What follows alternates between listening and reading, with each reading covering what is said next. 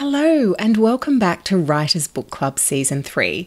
I'm so thrilled to be bringing you another series of deep dive writing chats with some brilliant Australian authors across different genres in 2023. For those of you who are new to the podcast, I'm your host, Michelle Barraclough, and each month I take a deep dive with an author into the writing craft and process behind one of their books. I have known today's guest for almost 20 years.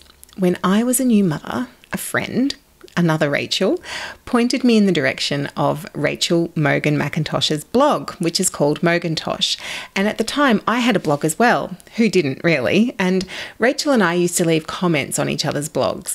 This was in the Jurassic period before social media, and blogs were sort of like the Instagram of the internet in the early 2000s. From there, I've watched her career take off, resulting in the release of her wonderful memoir, Pardon My French, last month. In this chat, we discuss everything from how you protect your friends and family from your writerly tendency to mine their lives for material, how to structure a memoir in terms of narrative and character arcs, how to hone your own voice on the page, the importance of adding specific detail to create authenticity and avoid cliche, and how to balance your penchant for absurdity and humour with pathos and vulnerability. Notice how I incorporated a French word there? You probably couldn't tell because of my horrible pronunciation, but I was saying penchant with a French accent and completely stuffing it up, of course. So, what is Pardon My French about? Let me read the blurb. At the school gate, when she accidentally kissed one new friend on the nose and called another a beautiful man-horse, Rachael realised that small-town France could hardly be more different to beachside Australia. The smell of cigarettes replaced the tang of bone broth and sprouted sourdough. The neighbours sometimes came to blows, and under no circumstances would anyone wear active wear in public. Ever. Muddling through every interaction in terrible French pushed Rachel's family to their limits. Some days, everybody cried and ate their feelings with almond croissants. But the town of Sommières embraced these ragtag Australians, and the family fell in love with their temporary hometown and its outrageous gossip, cobblestoned beauty, and kind, eccentric inhabitants.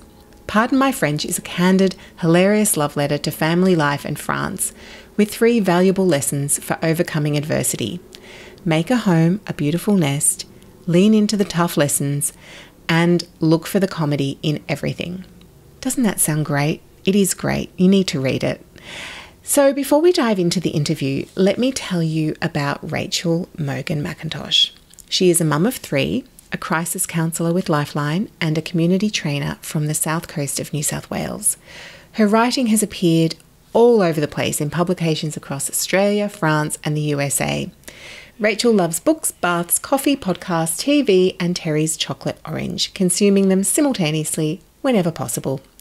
Pardon My French is her first book, but I am absolutely certain it won't be her last. I know you're going to love this deep dive into memoir with the brilliant Rachael Mogan McIntosh. Rachael Mogan McIntosh, welcome to Writers Book Club podcast, and thank you so much for joining me. Thanks, Mish. I'm so delighted to be here. It feels weird being so formal with you in that introduction because, listeners, Rachael and I have known each other for nearly 20 years, and she's been making me laugh for that long with her writing. We used to read and comment on each other's blogs back in the Neanderthal age before Instagram. And can I just say there's a really special kind of joy reserved for old friends whose publication dreams come true. Congratulations on this exceptionally gorgeous memoir, Rach. I've been raving about it to everyone who'll listen. Well, look, I appreciate that even more coming from somebody who's probably heard me repeat my own gags a number of times over the years. So. They never get old. So how has the foray into publishing been so far for you? We didn't talk about this as a question, but I think it's really useful for other writers to know that first time feeling and how it feels. And, you know, are you sick of the sound of your own voice yet? All that publicity, intense publicity period's just coming to an end, isn't it? Yeah, it is. And yes, I am so sick of the sound of my own voice. I'm sure everybody else out there must be as well. No, not a chance. I recorded the audiobook for this as well. And I always have this sort of a strike of horror into my heart when friends tell me they're listening to the audiobook, because I just think, oh God, like 8 hours of my voice in your ear, you're never going to want to see me in real life again. It'd just be too much. They would feel like it's just spending 8 hours with their old mate, listening to your voice. It would be a warm hug for them, I'm sure. I hope so. I hope so. Oh, was it you who had Sam Neill next door to you in the booth when you were recording? Yeah, I did. That was such a moment of in the whole kind of publication and launch process, to be recording in the same studio as Sam Neill and sitting around and having a chat with him in reception about our experiences of reading our audiobooks like colleagues. It was just like the writing colleagues you are. Exactly. That was a great moment. Yeah, that really felt like, oh my God, wow, this is quite wild. And he's really hot in real life, I have to say. He's got the Kavorka, as Kramer would say. The Kavorka. Yeah. I know, that smile, right? That shy, sort of handsome, knowing. He's sort of just shabby and, like understated and goofy. And yeah, he was in a hot way. In a hot way. Hot grandpa. Hot grandpa, it's a thing. I want to dive straight into what drove the decision for you to write this memoir. And did you know you were going to be writing about this year and therefore kind of make conscious notes as you were going? I did make conscious notes the whole year that we were there. I was deep in the process of writing this other book called Mothering Heights, which is almost a character through, pardon my French, the process of writing that book and finishing that draft when I was over there. And I always sort of looked at that manuscript as the manuscript where I sort of taught myself how to write a book. I sort of taught myself how to sit with that blithering inadequacy and all of the kind of anguish of having, the sunk cost of this massive pile of words on a page that I didn't know if I would ever be able to sell. I didn't know if anybody would ever want to read it. Had no idea if it was any good. And mostly I had real suspicion that I would never be able to finish it, just to kind of land the plane. And so when I did finish that first draft of Mothering Heights, that kind of gave me the confidence to know that I had it in me to finish this other manuscript as well. And I always felt like that year in France had the capacity to be a book, because I loved that genre myself. I love those kind of stories. And so I always had that kind of second script running in the back of my head around keeping notes of these moments and these ideas. And because I was deep in the kind of process of trying to frame this other whole memoir, I also, I guess, had this second script running in my head around the threads of narrative that would form around, pardon my French, as well. When I did the giveaway for Pardon My French, one of our writer mates, Cassie Hamer, she came in, she goes, "Oh my God, I love a French holiday memoir." And quite a few people then said it. And I was like, that is a thing. It really is a thing. Like people, it's almost an auto buy for people when they see a French holiday or French, a year in France. Yes. Getaway, or Italy / Greece / wherever they go in Europe. Yeah. So, Well, the part that made me slightly nervous about it all is that I love that genre as well, but it tends to be a really aspirational sort of a genre. It's much more like a year in Paris or a year in Provence, which is about kind of embedding in a certain glamour and a certain luxuriousness of living.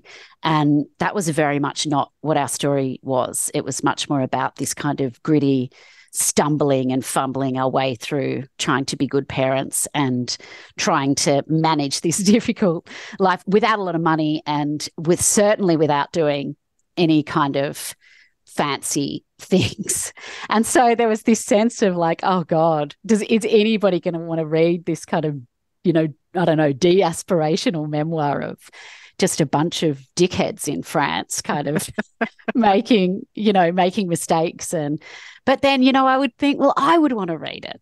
I would want to read a story that, dug into somebody's real experiences, even if they weren't very glamorous. So I just hoped that it would find a little hole in that genre. I think it would find a big audience because it would be all women our age who read A Year in Provence and Under the Tuscan Sun and all of those in our 20s when we felt aspirational. Yeah. And now we do want to read about the real grit of, what's it actually like living over in those places with kids and a husband and no money. And exactly. Yeah, it is something about the age as well. It's that lowering of tolerance for bullshit, Yeah. And you don't sort of want to be sold a fantasy of things because you're just like, I don't need you to pander to me. Yeah. I'm much more interested in the gritty reality of how things are. Yeah. We've all had those thoughts, and you actually went and did it. So of course we want to read about it.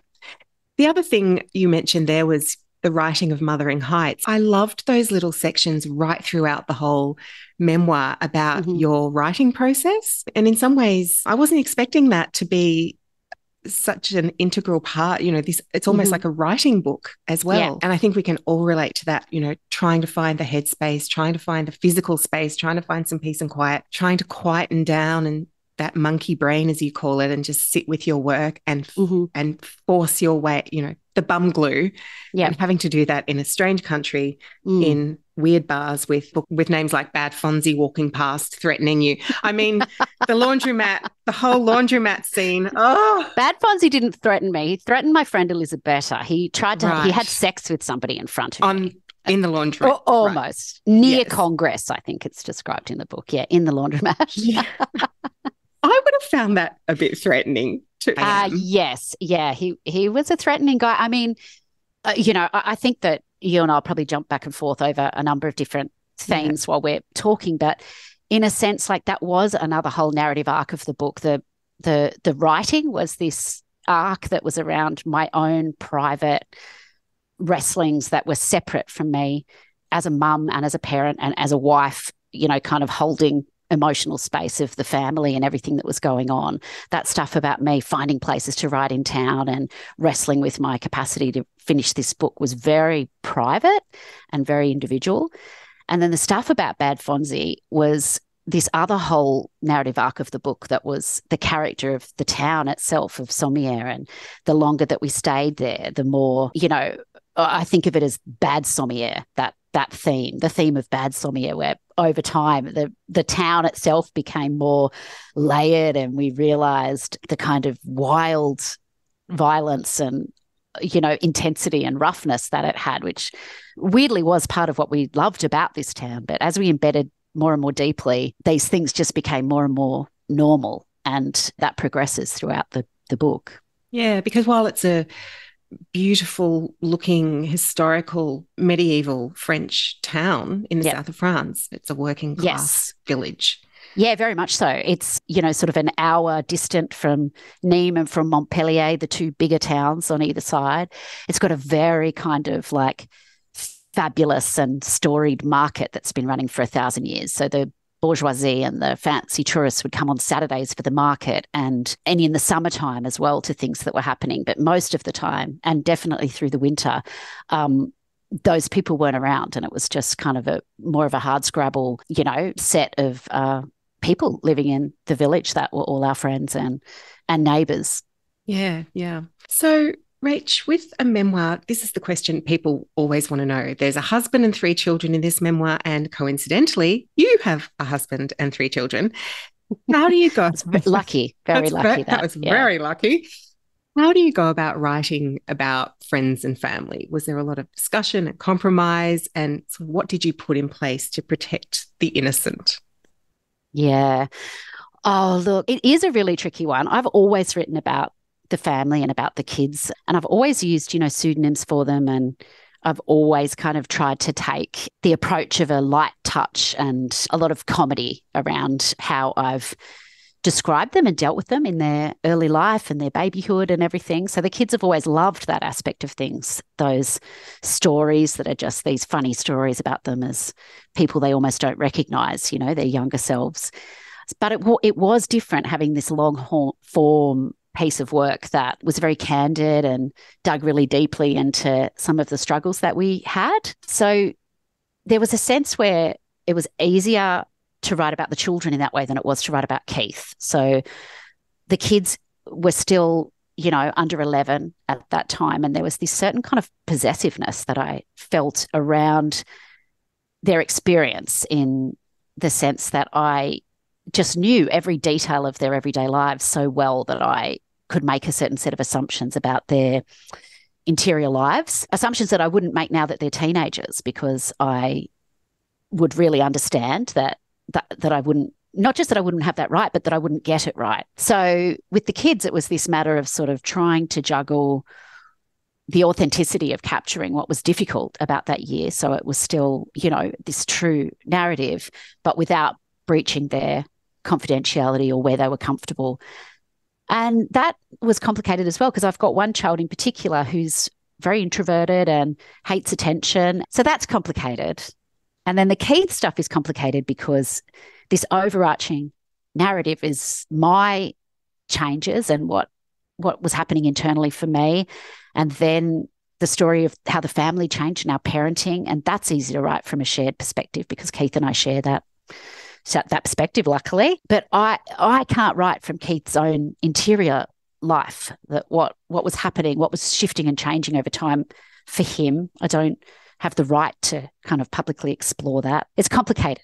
And yet we do get insights into that from, there is a moment where you and Keith have this real come to Jesus discussion, don't you? And just from his dialogue, because you do write beautiful, authentic dialogue, that you get a sense definitely of where Keith's frustrations and where his head is at. So that, I thought that was done really well, actually.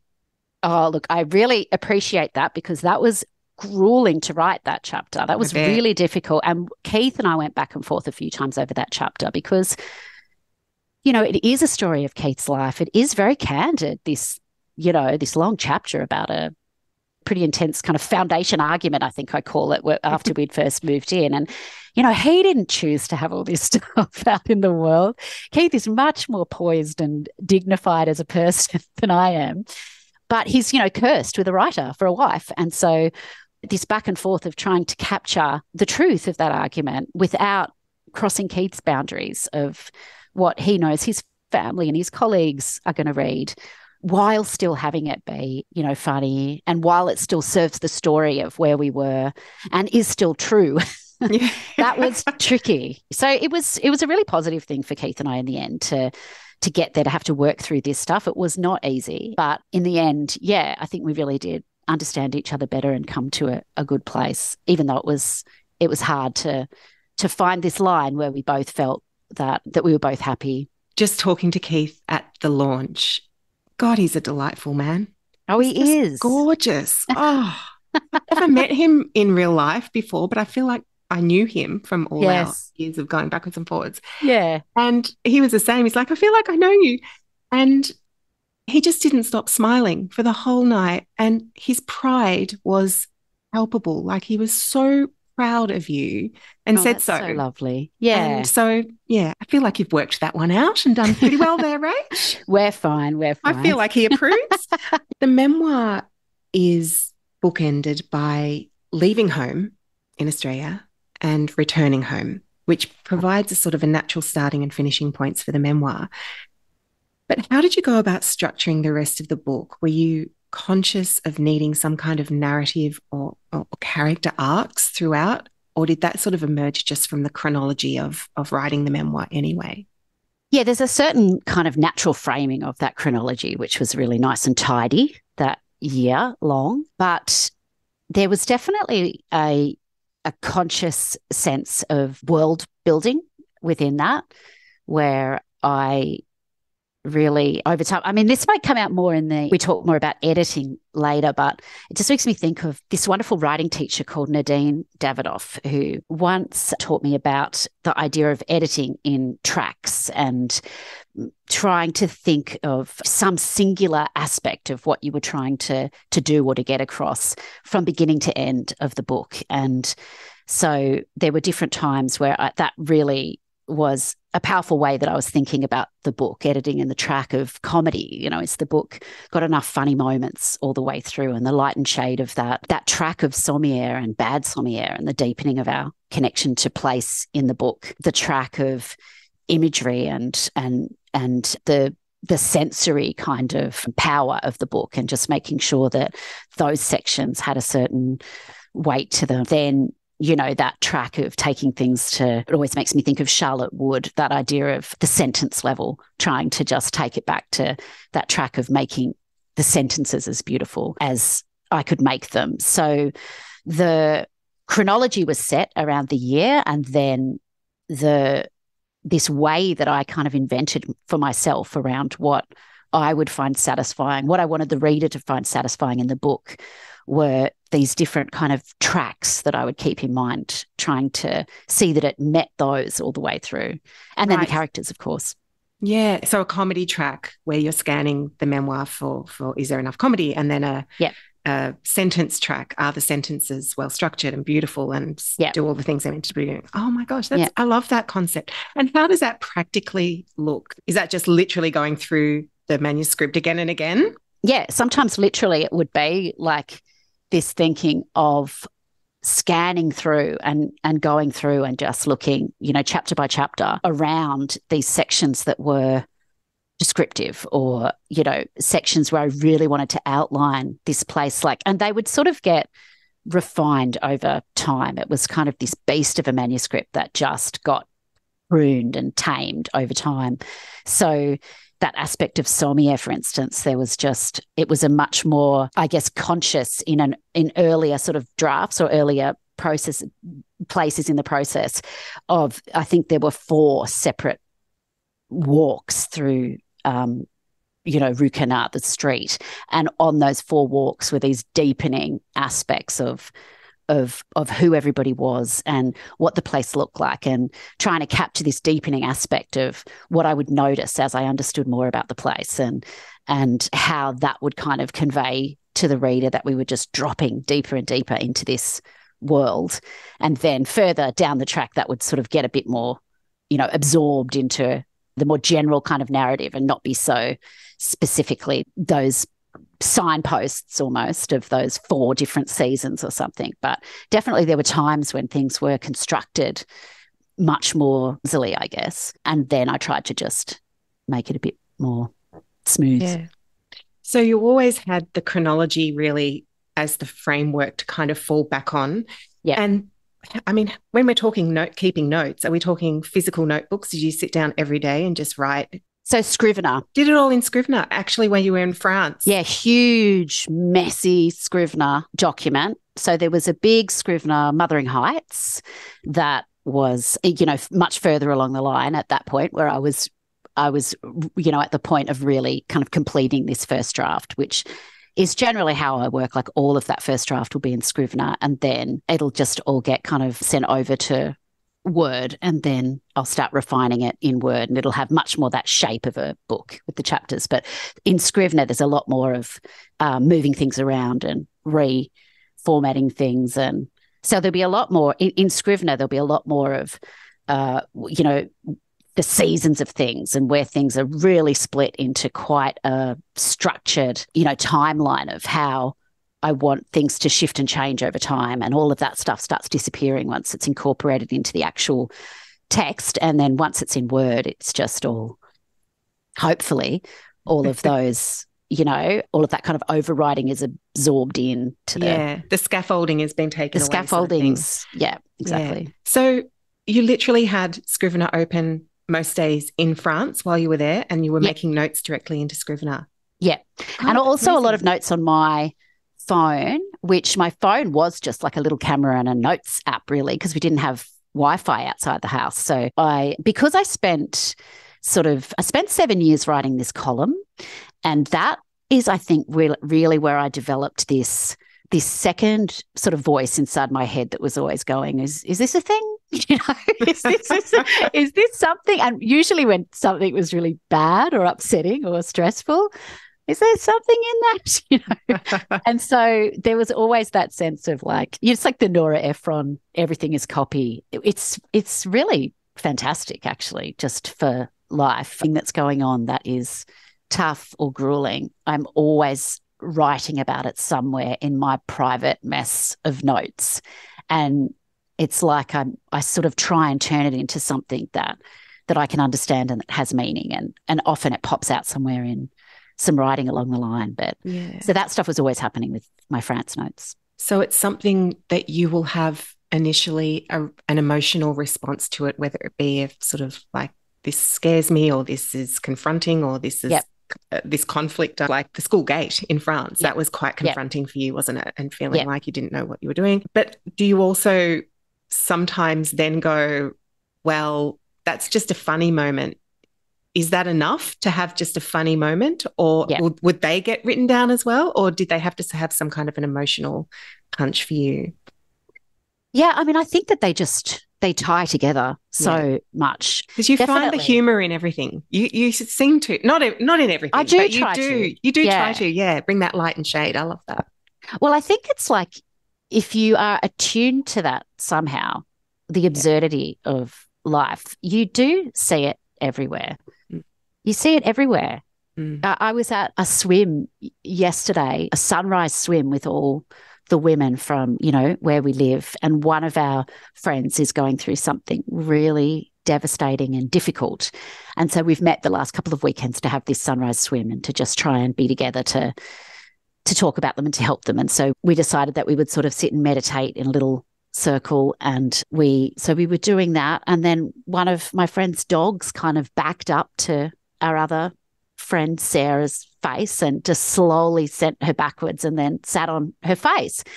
And then Sarah said, so that was funny. That was already funny. And that, because Sarah's tiny and the dog was huge and it took a while to get the dog off. And then Sarah said, I had this weird sex dream the other night that a Great Dane tried to mount my face. And then we realized that Sarah had somehow manifested this moment with the other dog.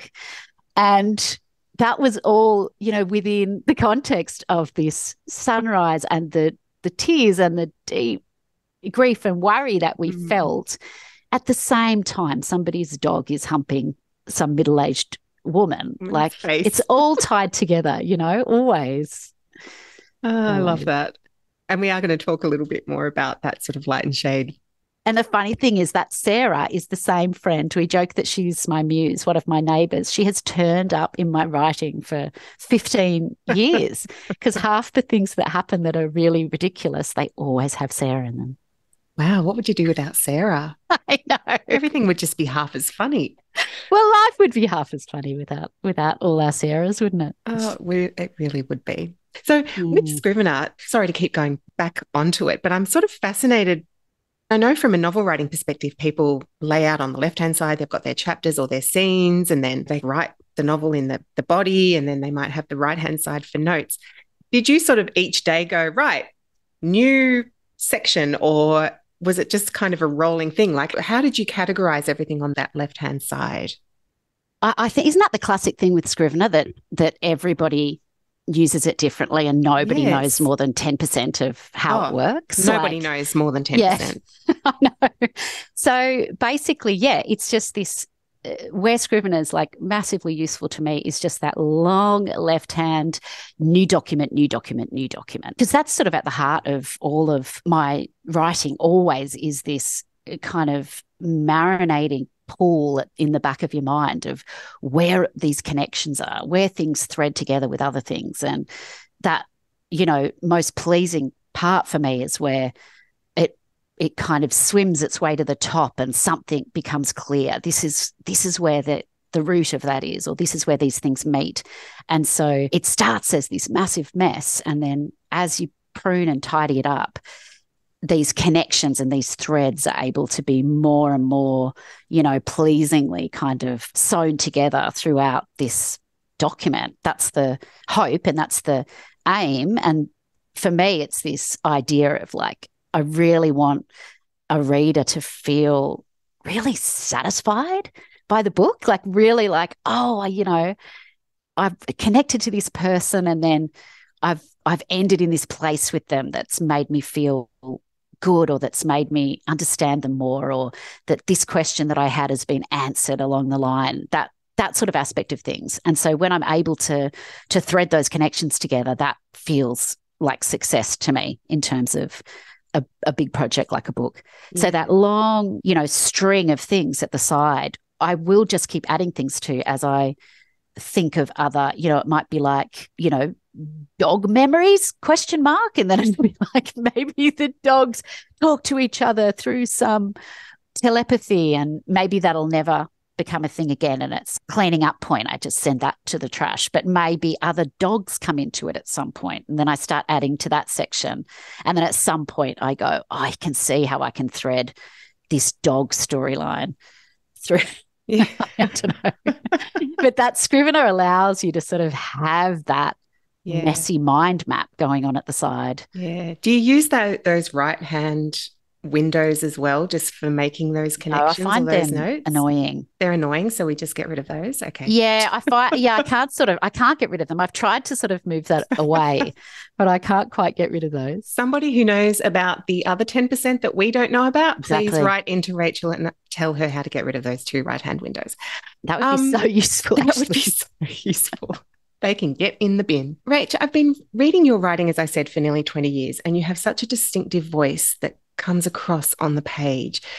Do you ever need to find your way into your voice, in inverted commas, or does it just emerge naturally on the page? Oh, I will write, like 100 words of crap for 5 good words. Like there's a lot of that.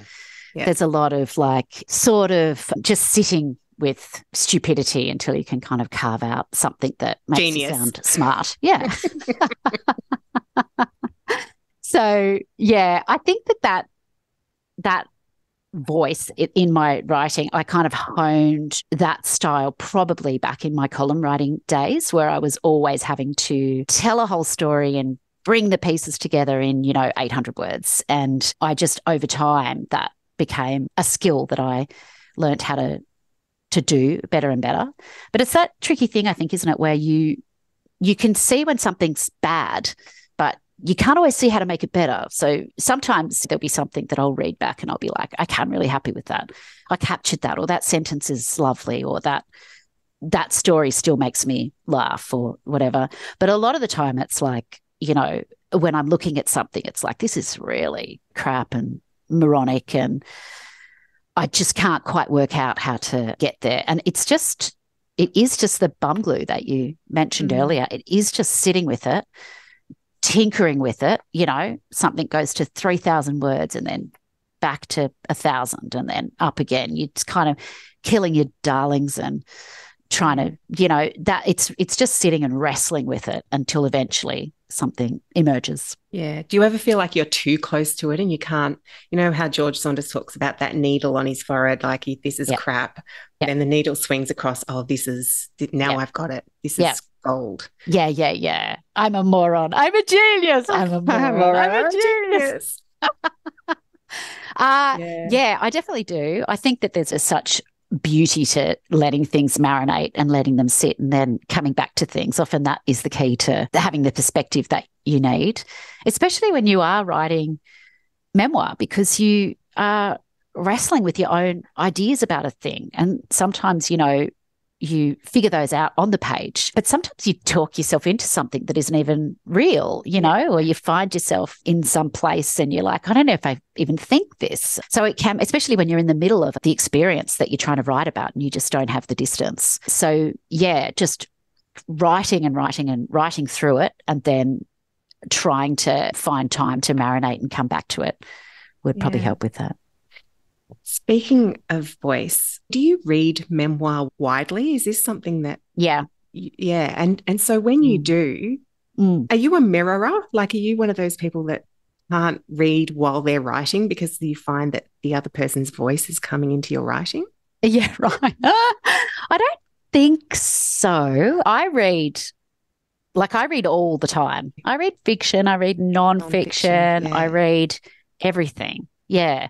So I think I just absorb a lot of stuff all the time. So I don't think I've ever really wrestled with that thought, I'm reading a lot of Sedaris and now all my writing is, has that problem. What a great problem to have.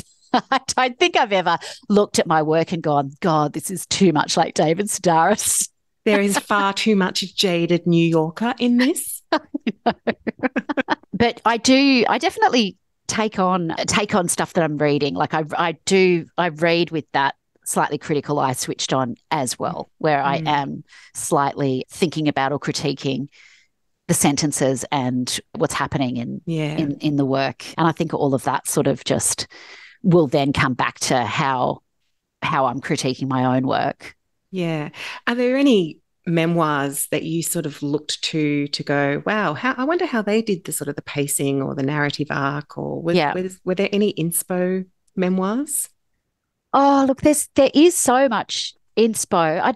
Not necessarily around, things like the pacing or the arc, but they would be things like, I would think about Sedaris in terms of almost like thinking about Helen Garner in terms of the spareness of the prose and that beautifully kind of measured way of outlining some searing sentence, and would think about that in terms of trying to rein in my tendency to kind of waffle or get a bit flowery or whatever. I'd think about like Augustine Burroughs in terms of being brave and just trying to really searingly dig into the self. Jeanette McCurdy, I'm Glad My Mother Died. I really loved recently, where, again, she just is able to kind of do this thing where you are in the self, describing the self, but with some objective eye from the outside as well, where you're able to you're just able to almost have the reader's perspective, hopefully, for them to see the stuff that you can't see. I'm sort of describing that really. Yeah, I know you are. I completely understand what you're saying. There's some great recommendations in there too for people that want to read a bit more widely. Now, Rach, one of the things you do so well in Pardon My French is bring us into your world and really make us feel like we're a part of it. And I think one of the ways you do this is with all those tiny details that make us feel that we're right there with you, the funny nicknames for things and the people and the descriptions and the settings. It's this idea, speaking of George Saunders, he calls it specificity. Tell us, how important is that detail, that specificity in your writing, and how you wove those details into the memoir? And I'd love if we could read something from the book. Okay. To demonstrate.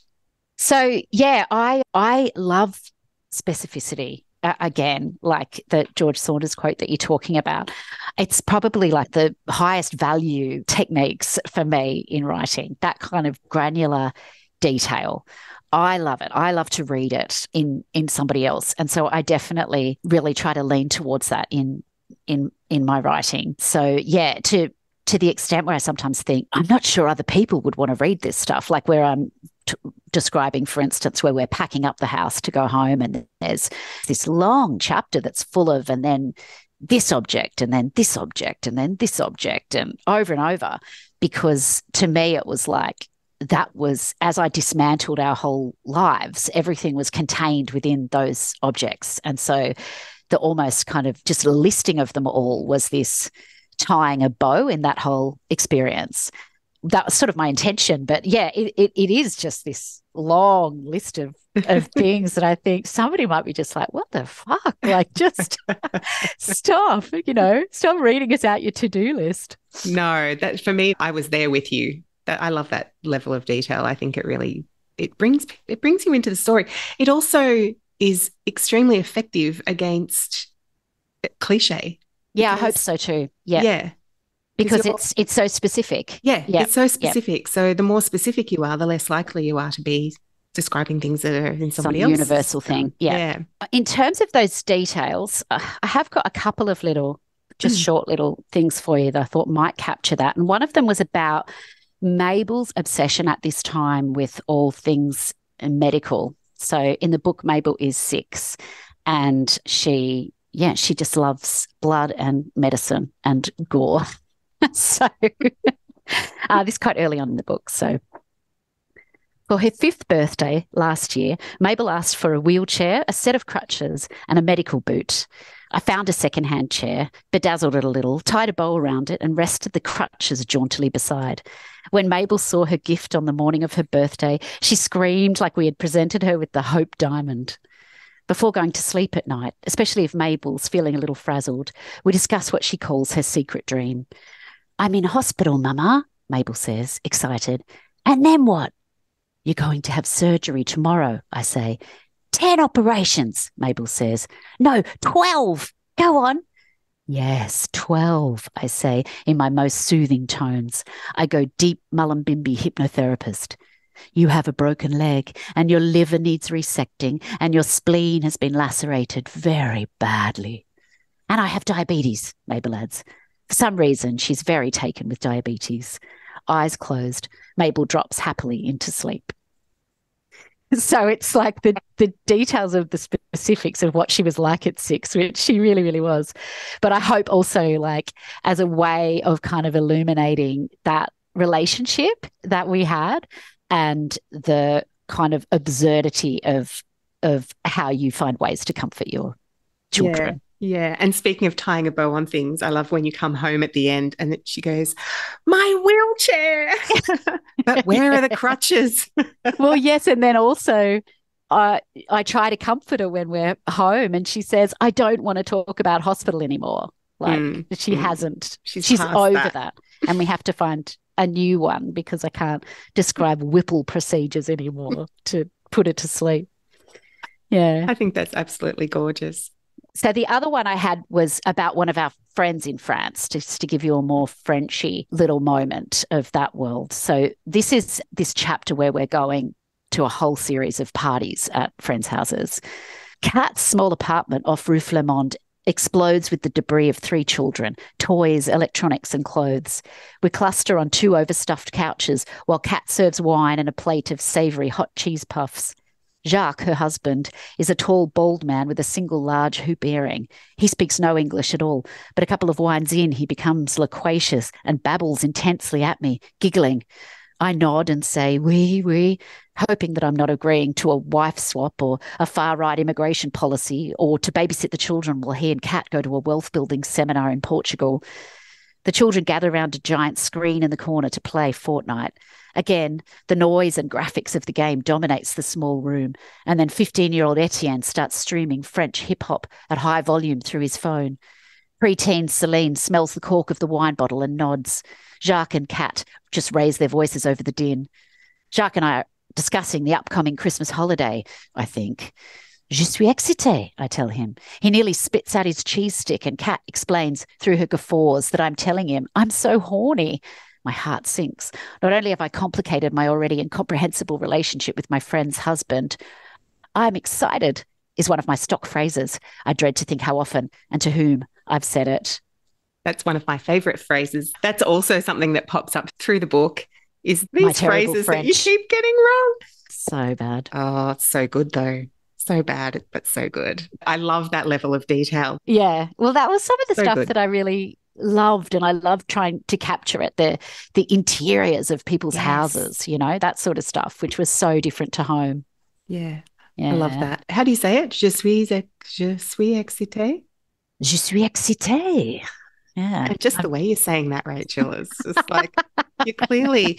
And there's a great section in the book. Actually, this was the one I think I texted you about when I read it because I was drinking a cup of tea when I read it and I literally just snorted it out. Oh, that's said, my favourite praise. At the school gate, once I accidentally kiss another mum tenderly on the nose. This is less embarrassing than the incident months later when I'm told that the phrase I use constantly, I'm so excited, actually means I'm so aroused. I imagine a text going around, beware the horny Australian lady, she's into noses. Yeah, so that foreshadowing is of that exact scene that I just read. Yeah, exactly. God. So good. I love it. And also, people, like an excellent lesson for anyone going to France, don't say je suis excitée because you don't want to be telling people you're horny unless you really are. And then by all means, use it as much as you like. Yes. No judgment here, especially not from the horny Australian woman who's into noses. Rach, we talk about compelling writing in fiction and nonfiction as containing light and shade. And I think that's something you do so beautifully in Pardon My French, interweaving these moments of absolute absurdity with heartbreaking vulnerability in both yourself and Keith and the children, and this sort of the darker side of life in this working class French village. How do you manage the balance?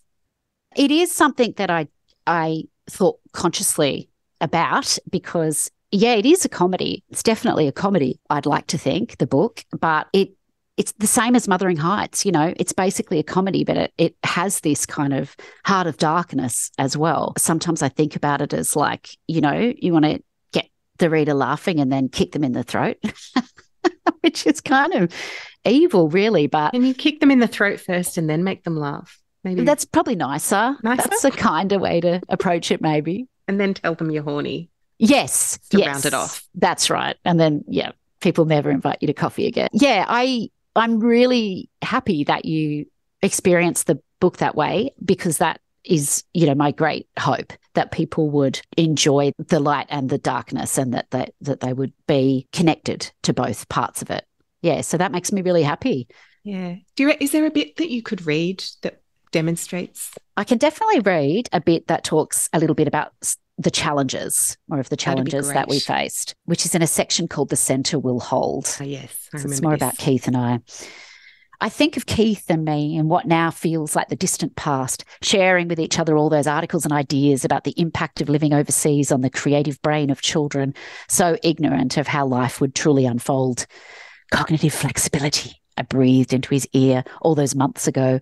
Depth and integration of thought, he moaned. Neural pathways, we cried together before settling back to light a smug cigarillo. I wonder, has it been a positive experience for Biggles to spend half his school year asleep on his desk? Certainly watching him circle the pole did not make us think he was thriving. What about Tabitha and her friendship struggles? Her ability to manage the schoolyard bully in a second language was remarkable, but at what cost? As for Mabel, so small, would her nascent brain have fared better with the safety and security of a known universe, as opposed to the forced new shoots of growth she developed when thrust into such an unfamiliar environment? Keith and I have always comforted ourselves with the idea that this gamble will fall overall on the positive side of the scales, but perhaps the experience is lodging itself in a different place, a place of confusion and anxiety, where the sand is shaky beneath a child's feet. The thing about best guess parenting is that there is no clear answer. One aspect of life is sacrifice for another, one child's need weighed against the others. All this work of fiction, really, a pointless shield against the inevitable pain of life faced by each child differently. My miserable time spent running away from my chronic pain saw me circle and return to myself in this wild little town, surrounded by friends with a drink in my hand. Would I have found the pleasure without the struggle? Would I have planted my feet in it with such gratitude? Is that shadow self, the flaw, the crack, perhaps the most important mechanism? I don't know what meaning this year will hold for the children. Ultimately, it will be up to them to tell us, hopefully not across a family therapy couch with an earnest woman in statement jewellery. Oh, Rachel, that is just a perfect example of what we've just been talking about. Laugh, cry, laugh. Perfect. Thank you. And also, listeners, that just gives you a perfect example of the beautiful, beautiful writing that this woman is capable of. You're not just about the laughs, Rach. You're a damn fine writer, woman. Thanks, Mish. Am I allowed to ask, with the benefit of hindsight, has it fallen on the positive side for the children? Well, so still, like, that's, I think, up to them to tell us. You know. Certainly Tabitha in the book, which isn't her real name, she, you know, is dying to go back to Sommière to see people again and just to be back in that world, even though there were so many challenges in there for her. Yeah, it is. I mean, it definitely fell on the positive side for all of us as a family. It was the most beautiful bonding family adventure. It was just an incredible time that we all spent together. And all of the children would definitely, all three of them, say that they're glad that they had so many good times all together.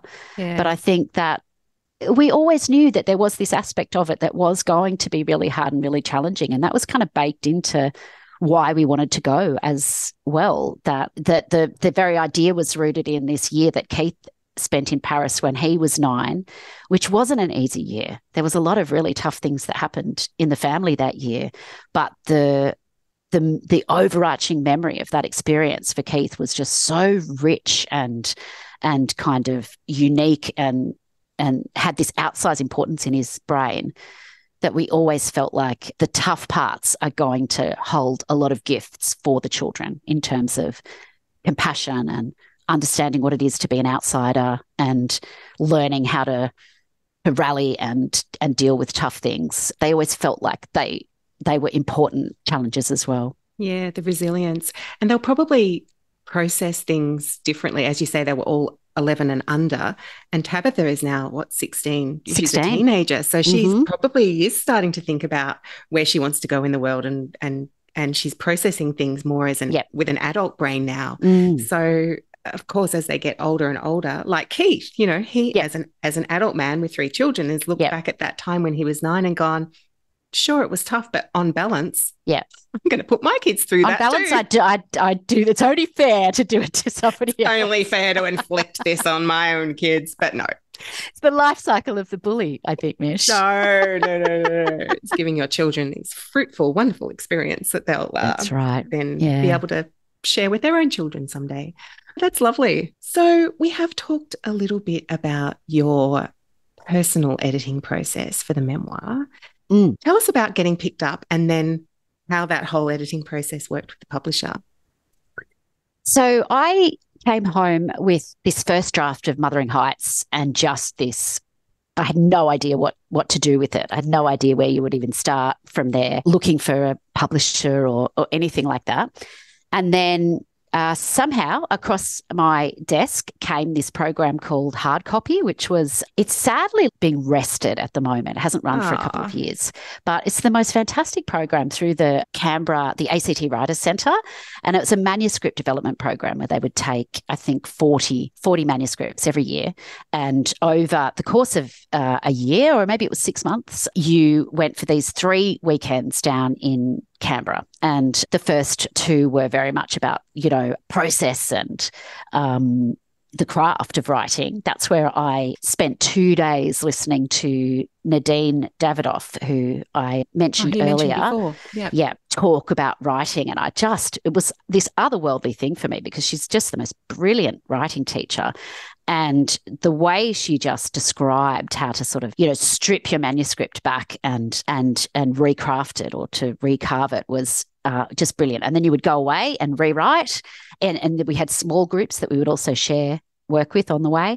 And then you come back for the second weekend with, a new manuscript. And then basically the last section of that program was where they would kind of cut down the numbers to, I think there was a dozen of us at the end. And that dozen, we went to this, terribly, so stressful couple of days where you were in front of agents and publishers and like a speed dating thing. They had all read maybe 20 pages of our manuscripts, and one by one we went in and all of us were just in pieces. It was so grueling. But that's where I met my agent, Jane Novak, who's really wonderful. And she said, I really love this and let's try and see if we can sell this book. And so then Jane and I were working together on Mothering Heights for just ages. Like I sort of rewrote for her and that sort of bounced around. And while Jane was sort of trying to sell Mothering Heights, I was writing Pardon My French. And so and then right through lockdown and stuff. And then when I finished Pardon My French, and I think we were sitting on Mothering Heights at that stage for a little while because maybe there was somebody else that Jane was going to send it to sort of coming up, but it hadn't found a home anywhere. And then Jane read Pardon My French and she was like, okay, this is great. And she sold Pardon My French really fast. And that was when I started with a firm who are a Melbourne publisher. And they've just been fantastic. I've had such a great experience working with them. And they basically picked up Pardon My French and then it was a year until the publication date. So over that next year, there was, I think, just a few edits back and forth with my editor, Armel, and it was a great experience. What sort of things was she picking up?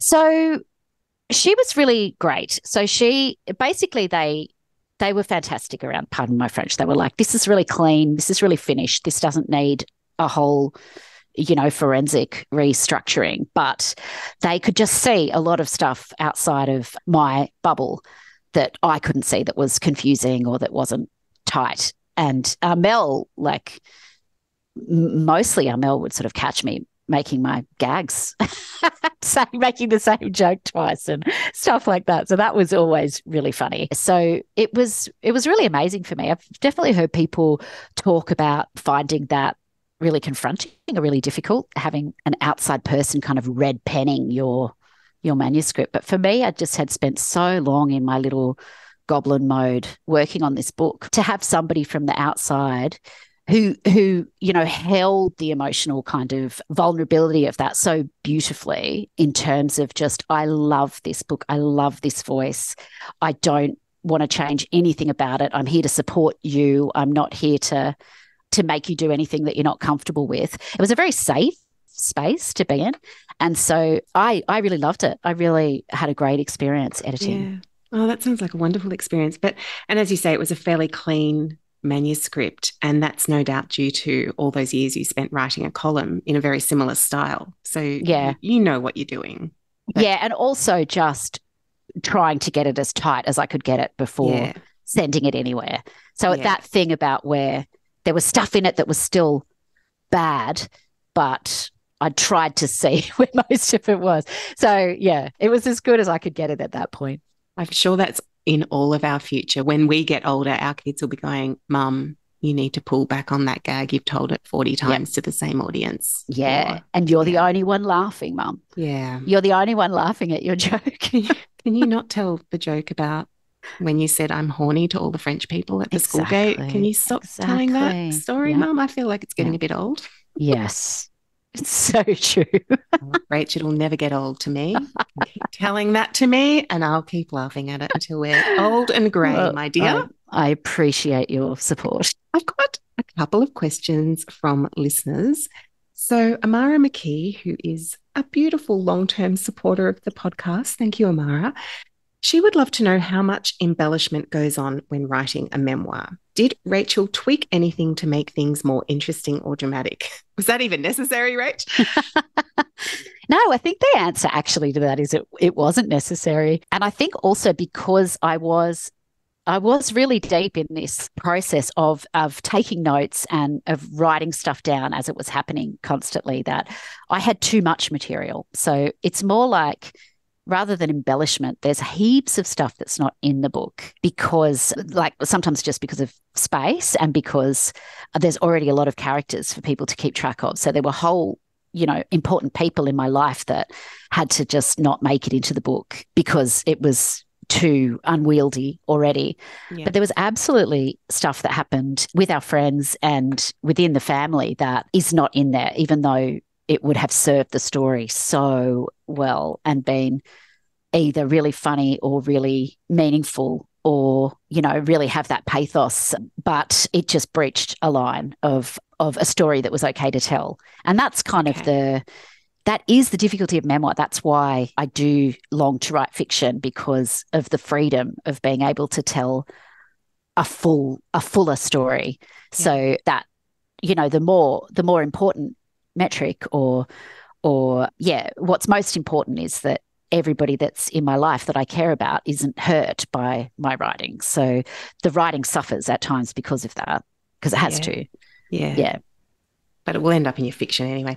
Okay. Yeah, just change. Never fear, people. Just don't look too closely. The second question is from my darling writer mate, Penelope Janu, who's, oh my God, she must be 7 or 8 books into her writing career. She's so accomplished, but she's always learning, and that's one of the things I love about her. She studied a semester of non-narrative fiction before finally working out that powerful non-fiction requires not only well put together sentences, but characters, plot, narrative drive, etc. Basically everything that good fiction requires. Now she knows why some non-fiction work speaks to her so profoundly. Her question is, what components of fiction writing are crucial to powerful memoir writing? Yeah, look, it's such a good question. I am trying to write fiction now, and it's like a completely different beast. I feel like I'm sort of starting from the ground up, trying to teach myself how to do this stuff. But there are so many similarities, I think, in terms of the fiction that I'm trying to write at the moment. I keep keeping in mind that notion, making things worse, and then make it worse for that person as like a general rule of how to progress the story along. And that other idea of that you just want the story to be a series of, and then what happened, and then what happened, and then what happened. The page turner. just a page turner, just wanting your reader to get their hooks into the story and just be like, I stayed up an hour past when I wanted to or whatever, because I just wanted to know what happened next. So I guess that's pace in a way. You're wanting to kind of make sure that pace is embedded in there, that the world building, that the world that you've built, that your reader is kind of invested in that world and feels it almost tangibly, to smell it and to see it. And then, like fiction, the heart of fiction is the characters, that at the heart of it all is these people that hopefully you care about and you want to know what happens, and you want them to have some sort of a resolution or a lesson, or to come to some place at the end that is satisfying. So the sort of strangeness of memoir, I guess, is that you're talking about real people in a real story and real things that actually did happen, but you're almost, repackaging it all within this structure that meets our ideas of a good story. Yeah. Are you finding it easy or difficult when it comes to fictional characters, or are you drawing upon real life people to build those characters in your mind? They're not really real life people. It's sort of like this novel that I'm writing, it's just like a really, really complicated plot line, basically, that I am just jumping all over the place. I had written quite a lot of it and then ditched it all. And that was this realization that I had with writing fiction, was just like that. I know some people can do this, can just start writing and then have the sentences and the voice be clear enough from the beginning, but I just couldn't. Anything that I'd wrestled with around a sentence, it was all gone because that person didn't exist anymore, or it all changed. And so I'm sort of at this point of this really kind of complicated structure of this story, and I'm trying to kind of work my way through that and get all these threads in there. So these three main characters in it they are quite complex, and they have a lot of different touches of different people, but I don't know where they're going to go, or if it will ever see the light of day. Like, it's so bad. Stop it. At this point, it's so bad. But I'm just like, that's fine. Maybe this is going to take me 5 years, but I'm just in it, and I'm just going to chip away at how terrible this is to see if maybe there's something to it later. There'll be gold in there. How's that Scrivener document looking? It's looking messy. I guess the other thing that you would take from your memoir writing or your nonfiction writing is this idea of specificity as well, because bringing that into fiction is also really important, isn't it? Yes. Mm-hmm. Yeah, absolutely. And that's like at the heart of the characters, isn't it? Which is at the heart of the book. Yeah, so trying to that is really fun at the moment, doing that character building around these characters in the novel, making them really interesting in that way is great. Yeah, I'm really enjoying that. Yeah, oh, that's great. And tell us about Mothering Heights. Is something happening with that now? Has it come out of the virtual Scrivener drawer? It's out of the drawer. It's like in process. I'm sort of not at a point where I can announce anything exciting, but it's definitely looking like Mothering Heights is going to see its form as an actual book-shaped object, which is super exciting and also kind of weird, because that process of editing, I haven't looked at this for 2 years, so that's going to be really interesting. And I guess also because the other manuscript that I'm working on at the moment is the third basically in this trilogy. So Mothering Heights is 40. It's very much about a pregnancy and childbirth and that stay-at-home mum years and the particular madness of that world. And then the other book that I'm working on is like menopause, adolescence, elderly parents, that whole time of life. So that's like a massive mess of notes, that document that I'm kind of working through when I'm in it. But hopefully that book, which is called Big Bird at the moment, is kind of the final bookend of this trilogy. And then I'll never write memoir ever again, is the plan. Until you became old yourself. It's funny, isn't it? Because we're right in that stage now where you're writing this third book. Is there enough distance, Rach? No, there's not. That's why it's really, it is really interesting. There's not enough distance, but it's all happening in this time. It's like there's a lot of intensity around the general machinations of my life at this time and the lives of all my friends. So there's a lot of notes, there's a lot of half-written essays, there's a lot in that Scrivener document. And so I'm trying to kind of contain that to these like early mornings where that's the time where I kind of work on that stuff and do a bit of shaping and try and think through what's happening in my mind, and then try and carve out time more in the day for the other project. But I think it's a couple of years until this one I'll have enough distance. Yeah, when we stop becoming a hot mess and you can make sense of the hot mess in Scrivener. Yep, that's the aim. God. Oh, please let the menopause end soon. On that note, Rachel, it is so lovely to chat with you. I've been so looking forward to this. And thank you for being the first guest on the 2023 reboot of Writers Book Club podcast. I could not think of a better way to start the year. Thank you. I'm so honoured to be your first guest. And yeah, it's been absolutely brilliant chatting with you. We've both been wanting to do it for so long. So it's crazy that we're here, actually. But yeah, I've loved it. Thanks, Mish. I hope you enjoyed my chat with Rachael. Reading out excerpts like that to illustrate the various craft aspects of writing is exactly what this podcast is about. So it was just so fabulous to get those insights from Rachael today. And so many of the things that she spoke about apply to fiction as well. You know, finding your voice, getting the structure right, editing. In fact, most of it can be applied to fiction, really. So I'm glad that Penelope Janu asked that question. So look, do make sure you grab a copy of Pardon My French, not only because it's just a brilliant read, but so you can also get the most out of this episode and really absorb firsthand what we're talking about.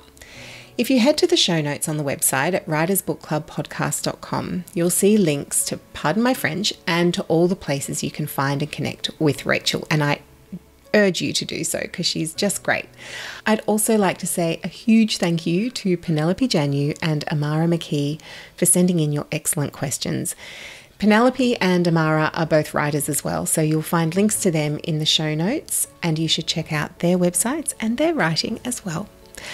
I really love getting your questions, and the authors I have on love them too. So keep sending them in each month so that I can insert them into the interview. It's a great way to tap into some seriously good writing intel and just connect with these amazing authors. I also want to say a massive thanks to KK Fams, who left me the most beautiful review on Apple Podcast. They said, I listen to a lot of podcasts on writing, but this is the one that is the most thought-provoking, stimulating, and practical of them all. Isn't that lovely? Thank you so much, KK Fams. If you fancy leaving a review as nice as that for the podcast, I'd be so thrilled. And apparently, it helps push the podcast up the rankings and into other people's ears. And you never know, maybe there's a writer out there who is about to write a memoir and could really do with listening to an episode like this one with Rachael. Speaking of writers, who is up next? It is the fabulous Amanda Hampson. She's going to be taking us through the writing of her 7th novel, The Tea Ladies, which is coming out on the 12th of April with Penguin. But I, of course, have an early copy to give away, so make sure you check out the giveaway post on my Instagram or Facebook. Now, I'm a massive Amanda Hampson fan. She's one of those incredibly accomplished writers and just a safe pair of hands. You know that when you pick up one of her books, it's going to be fantastic. She just immediately transports you into the world of the novel. And The Tea Ladies is no different. It's fantastic. You're going to love this book. Here's the blurb. A wickedly witty, cosy crime set in Sydney in the swinging 60s, ideal for fans of Richard Osman and Bonnie Garmus. They keep everyone's secrets until there's a murder. Sydney, 1965. After a chance encounter with a stranger, tea ladies Hazel, Betty and Irene become accidental sleuths, stumbling into a world of ruthless crooks and racketeers in search of a young woman believed to be in danger. In the meantime, Hazel's job at Empire Fashion Wear is in jeopardy. The firm has turned out the same frocks and blouses for the past 20 years, and when the miniskirt bursts onto the scene, it rocks the rag trade to its foundations. War breaks out between departments, and it falls to Hazel, the quiet diplomat, to broker peace and save the firm. When there's a murder in the building, the tea ladies draw on their wider network and put themselves in danger as they piece together clues that connect the murder to a nearby arson and a kidnapping. But if there's one thing tea ladies can handle, it's hot water. Can I also just say, the blurb doesn't mention this, but Hazel herself has a beautiful story as well. I loved her as a character. Joanna Nell said of the book, "The Tea Ladies is a total joy. With her ear for dialogue and eye for authentic detail, Amanda Hampson has created a refreshing take on the murder mystery that it's both wickedly funny and highly entertaining." So there's an endorsement for you. I polished off this book in a couple of days, and it's a real masterclass in character in particular. So I'm really looking forward to talking to Amanda about her writing process. Okay, the entries for the giveaway will close on April the 12th, but of course, if you're listening to this podcast in the future, there's a new giveaway every single month, so make sure you follow the podcast on Instagram or Facebook, and then you'll always be in the know. And of course, from April 12, you can pick up a copy of The Tea Ladies wherever you buy your books, and I'll make sure I pop a link to the pre-orders in the show notes. Okay, writers, that is it for this month. You'll find all the show notes for the episode right here in your podcast app or on the website at writersbookclubpodcast.com. And I'd love to connect with you on socials as well. So jump in and let's have a chat about what you're reading and what you've got out of these episodes for your own writing. I'd love to hear from you. As always, I recorded today's episode on the beautiful unceded lands of the Gadigal people of the Eora Nation, where I am lucky enough to live and work. Thanks for listening, and I'll catch you next month. Until then, happy writing.